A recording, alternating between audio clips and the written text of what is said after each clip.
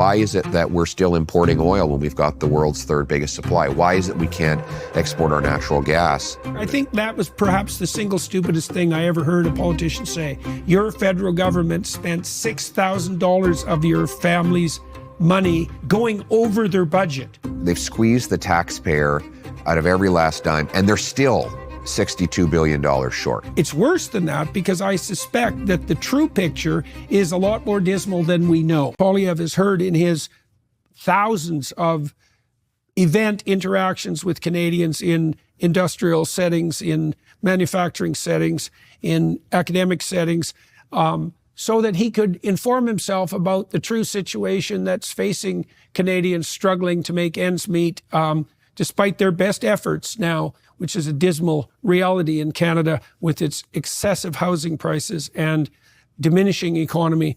Most importantly, perhaps, what is his vision of the future that both threatens and provides opportunity for Canadians? How is it possible for the citizens of this great country to dig themselves out of the malaise and pit that has been dug for them and by them over the last 9 years? And what could be done to remove the impediments such that this country could become the dynamic industrial powerhouse that it certainly could easily become? What's going on that's setting the stage for that? And I don't just mean the failures on the Trudeau side. I mean, what do you think you guys are doing right? Well, we have a clearer mission statement, and people know exactly why we're in this. Whenever someone asks me if they say, I'm thinking of running for parliament or for mayor or some other political position, what's your advice? Well, I said, well, before I get to the advice, I have a very simple question. Why do you want this job? Mm-hmm. And it might seem like a simplistic question, but it's actually the most important question in life. Why? Why are you doing what you're doing? And our answer to that is to bring back the Canadian promise that anyone who works hard gets a great paycheck and a pension that buys them good food and a nice home and a safe neighborhood, that anyone from anywhere can do anything, and that people are in charge of their own lives. That's effectively what we want to deliver. So every day when I'm in Parliament.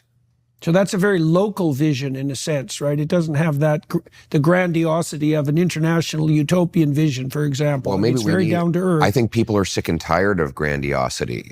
In fact, I think there's something grand about a family that can can go on a nice road trip and share stories and build lasting memories that the kids will remember when they're 85 years old. Despite I think that's producing all that nasty carbon dioxide. That's right. But I think those things are grand. And I think with the problem we've had in this country and in all of the countries that have been afflicted by this horrendous utopian wokeism is that it's been focused on the grandiosity of the leadership, of the egotistical personalities on top, and not the things that are grand and great about the common people.